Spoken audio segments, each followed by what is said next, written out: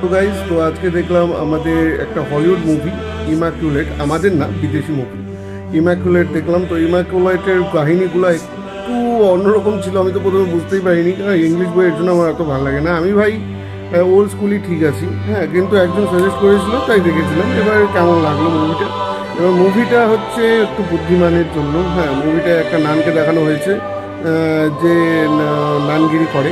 তো সে অচানক সে অদ্ভুতভাবে প্রেগনেন্ট হয়ে যায়, কিন্তু সেই প্রেগনেন্ট হওয়ার পিছনে কী কারণ রয়েছে সেটাই রিভিল করার জন্য বা জানতে গেলে আপনাকে এই সাইকোয়েটিক মুভিটা দেখতে হবে। এটার মধ্যে হরর বলছিল, হরর লাগবে, কিন্তু আমার হরর লাগে নেই, মুভিটাও ভালো লাগে নেই। হলিউড মুভির প্রশংসা আমি করি, কিন্তু এই ক্ষেত্রে করতে পারতেছি না, কারণ আমি অ্যাকচুয়ালি বিক্রি হই না, আমার মতামত বিক্রি হয় না যে অন্যদের ভালো লাগছে বলে আমার ভালো লাগবে, এরকম কখনোই না।